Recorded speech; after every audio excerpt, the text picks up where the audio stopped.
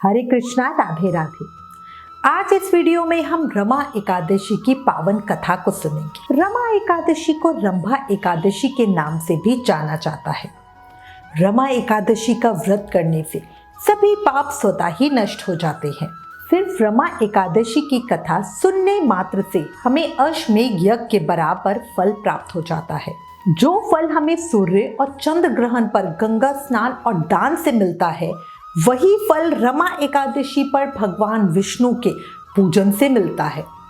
रमा एकादशी का व्रत प्रत्येक मनुष्य को करना चाहिए। इस दिन भगवान विष्णु का पूजन अत्यंत ही लाभकारी माना गया है। रमा एकादशी का व्रत करने से मनुष्य को कुयोनि प्राप्त नहीं होती।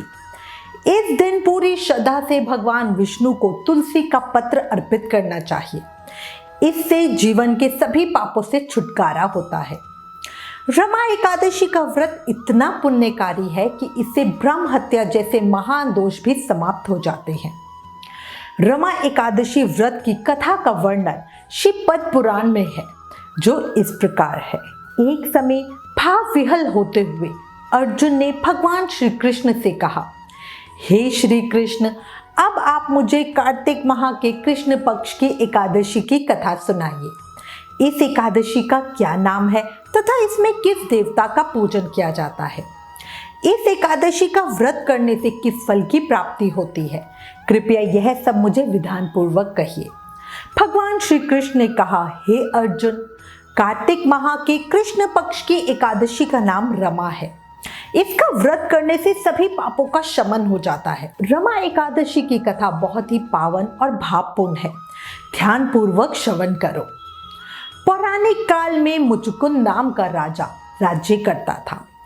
इंद्र, वरुण, कुबेर, विभीषण आदि उसके मित्र थे। वह बड़ा सत्यवादी तथा विष्णु भक्त था। उसका राज्य बिल्कुल निष्कंटक था। उसकी चंद्रभागा नाम की एक सुंदर कन्या थी, जिसका विवाह उसने राजा चंद्रसेन के पुत्र शोभन से कर दिया। राजा मुचुकुंद एकादशी का व्रत बड़े ही नियम और विधान से करते थे। उनके राज्य में सभी कठोरता से एकादशी व्रत का पालन करते थे। एक बार की बात है, शोभन अपने ससुराल आया हुआ था। वह कार्तिक का महीना था। उसी मास में महापुण्यदायी रमा एकादशी आई। चंद्रभागा ने सोचा, एकादशी व्रत आ रहा है, इस दिन सभी व्रत रखते हैं, पर मेरे पति बहुत कमजोर हृदय के हैं। वे एकादशी का व्रत किस प्रकार कर पाएंगे? परंतु राज आज्ञा से मेरे पिता के यहाँ तो सभी को व्रत करना ही पड़ता है, और यदि मेरे पति राज आज्ञा मानेंगे तो बहुत कष्ट पाएंगे। चंद्रभागा अपने पति शोभन के लिए इस प्रकार सोचने लगी। चंद्रभागा को जिस बात का डर था वही हुआ। दशमी को राजा ने ढोल बजवाकर सारे राज्य में घोषणा करवा दी कि एकादशी के दिन कोई भी भोजन नहीं करेगा। ढोल की घोषणा सुनते ही शोभन को अत्यंत चिंता हुई और वह अपनी पत्नी से आकर कहने लगा, हे प्रिय, मुझे अब क्या करना चाहिए? मैं किसी भी प्रकार भूख सहन नहीं कर सकूंगा। ऐसा कोई उपाय बतलाओ जिससे मेरे प्राण बच सके, अन्यथा इस व्रत से मेरे प्राण अवश्य ही चले जाएंगे। पति की बात सुनकर चंद्रभागा ने कहा, हे स्वामी, मेरे पिता के राज्य में एकादशी के दिन कोई भी भोजन नहीं कर सकता। यहाँ तक कि हाथी, घोड़ा, ऊंट, पशु आदि भी तृण, अन्न, जल आदि ग्रहण नहीं करते। फिर भला मनुष्य कैसे भोजन कर सकते हैं? यदि आप उपवास नहीं कर सकते तो किसी दूसरे स्थान पर चले जाइए, क्योंकि यदि आप यहाँ रहोगे तो आपको व्रत तो अवश्य ही करना पड़ेगा। अब पत्नी की बात सुनकर शोभन ने कहा, हे प्रिय, तुम्हारी राय उचित है, परंतु मैं व्रत करने के डर से किसी दूसरे स्थान पर नहीं जाऊंगा। अब मैं व्रत अवश्य ही करूंगा, परिणाम चाहे कुछ भी क्यों ना हो। भाग्य में लिखे को भला कौन टाल सकता है? अब ये सोचकर सभी के साथ शोभन ने भी एकादशी का व्रत किया और भूख और प्यास से अत्यंत व्याकुल होने लगा। जब सूर्य नारायण अस्त हो गए और रात्रि को जागरण का समय आया, जो वैष्णवों को अत्यंत हर्ष देने वाला जागरण था, परंतु वो जागरण शोभन के लिए अत्यंत दुखदायी हुआ। वह रात शोभन को असहनीय दुख देने वाली थी। दूसरे दिन सूर्य उदय होने से पूर्व ही भूख प्यास के कारण शोभन के प्राण पखेरु उड़ गए। राजा ने शोभन के मृत शरीर को जल प्रवाह करा दिया और अपनी पुत्री को आज्ञा दी कि वो सती ना हो और भगवान विष्णु की कृपा पे भरोसा रखे। चंद्रभागा अपने पिता की आज्ञा अनुसार सती नहीं हुई। वह अपने पिता के घर में रहकर एकादशी व्रत करने लगी और भगवान विष्णु की पूजा करने लगी। उधर रमा एकादशी के प्रभाव से शोभन को जल से निकाल लिया गया और भगवान विष्णु की कृपा से उसे मंदराचल पर्वत पर धन धान्य से परिपूर्ण तथा शत्रु रहित देवपुर नाम का एक उत्तम नगर प्राप्त हुआ। उसे वहां का राजा बना दिया गया। उसके महल में रत्न तथा स्वर्ण के खंभे लगे हुए थे। राजा शोभन स्वर्ण और मणियों के सिंहासन पर सुंदर वस्त्र तथा आभूषण धारण किए बैठा था। गंधर्व तथा अप्सराएं नृत्य कर उसकी स्तुति कर रहे थे। उस समय राजा शोभन मानो दूसरा इंद्र प्रतीत हो रहा था। उन्हीं दिनों मुचुकुंद नगर में रहने वाला सोम शर्मा नाम का एक ब्राह्मण तीर्थ यात्रा के लिए निकला। घूमते घूमते वह शोभन के राज्य में जा पहुंचा। उसको देखकर वह ब्राह्मण उसको राजा का जमाई जानकर उसके निकट गया।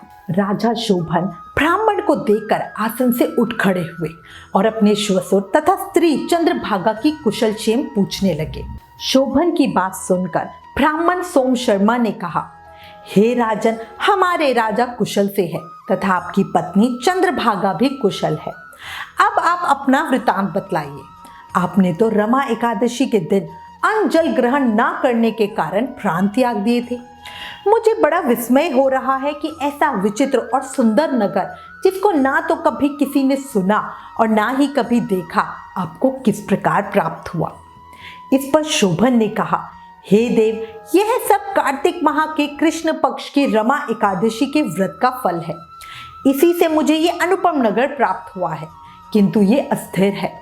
शोभन की बात सुनकर ब्राह्मण बोला, हे राजन, ये अस्थिर क्यों है और स्थिर किस प्रकार हो सकता है, सो आप मुझे समझाइए। यदि इसे स्थिर करने के लिए मैं कुछ कर सका तो वह उपाय मैं अवश्य ही करूंगा। राजा शोभन ने कहा, हे ब्राह्मण देव, मैंने यह व्रत विवश होकर तथा सदा रहित किया था। उसके प्रभाव से मुझे यह अस्थिर नगर प्राप्त हुआ। परंतु यदि तुम इस वृतांत को राजा मुचुकुंद की पुत्री चंद्रभागा से कहोगे तो वह इसको स्थिर अवश्य बना सकती है। राजा शोभन की बात सुनकर ब्राह्मण अपने नगर को लौट आया और उसने चंद्रभागा से सारा वृतांत कह सुनाया। इस पर राजकन्या चंद्रभागा बोली, हे ब्राह्मण देव, आप यह सब दृश्य प्रत्यक्ष देखकर आए हो या अपना स्वप्न मुझसे कह रहे हो? चंद्रभागा की बात सुनकर ब्राह्मण बोला, हे राजकन्या, मैंने तेरे पति शोभन तथा उसके नगर को प्रत्यक्ष देखा है, किंतु वह नगर अस्थिर है। तू कोई ऐसा उपाय कर जिससे वो स्थिर हो जाए। ब्राह्मण की बात सुनकर चंद्रभागा बोली, हे ब्राह्मण देव, आप मुझे उस नगर में ले चलिए। मैं अपने पति को देखना चाहती हूँ। मैं अपने व्रत के प्रभाव से उस नगर को स्थिर बना दूंगी। चंद्रभागा के वचनों को सुनकर वह ब्राह्मण उसे मंदराचल पर्वत के पास वामदेव के आश्रम में ले गया। वामदेव ने उसकी कथा को सुनकर चंद्रभागा का मंत्रों से अभिषेक किया। चंद्रभागा मंत्रों तथा व्रत के प्रभाव से दिव्य देह धारण करके पति के पास चली गई। शोभन ने अपनी पत्नी चंद्रभागा को देखकर उसे प्रसन्नता पूर्वक आसन पर अपने पास बिठा लिया। चंद्रभागा ने कहा, हे स्वामी, अब आप मेरे पुण्यों को सुनिए। जब मैं अपने पिता के घर में 8 वर्ष की थी, तब से ही मैं सविधि एकादशी का व्रत कर रही हूँ। उन्हीं व्रतों के प्रभाव से आपका यह नगर स्थिर हो जाएगा और सभी कर्मों से परिपूर्ण होकर प्रलय के अंत तक स्थिर रहेगा। चंद्रभागा के व्रत पुण्य के प्रभाव से वो नगर स्थिर हो गया। इसके बाद चंद्रभागा दिव्य स्वरूप धारण करके तथा दिव्य वस्त्र अलंकारों से सजकर अपने पति के साथ सुखपूर्वक रहने लगी। इसके बाद श्री कृष्ण बोले, हे अर्जुन, यह मैंने तुम्हें रमा एकादशी का महत्व कहा। जो मनुष्य रमा एकादशी के व्रत को करते हैं उनके सभी पाप नष्ट हो जाते हैं। जो मनुष्य रमा एकादशी के इस महत्व को सुनते हैं वह अंत समय में विष्णु लोक को जाते हैं। रमा एकादशी महत्व समाप्त। अब मैं आपको इस कथा का सार बताती हूँ। भगवान श्री हरि बड़े दयालु और क्षमावान है। श्रद्धा पूर्वक या विवश होकर जो कोई भी इनका पूजन या एकादशी का व्रत करता है वह उन सबको उत्तम फल प्रदान करते हैं। परंतु मनुष्य को चाहिए कि वो हमेशा भगवान का पूजन पूरी श्रद्धा से करे। शोभन अपनी पत्नी द्वारा श्रद्धा पूर्वक किए गए एकादशी व्रतों के कारण ही अपने राज्य को स्थिर कर सका। ऐसी सुकर्मा पत्नी भगवान श्री हरि की कृपा से ही प्राप्त हो सकती है। ओम नमो नारायणाय नमः।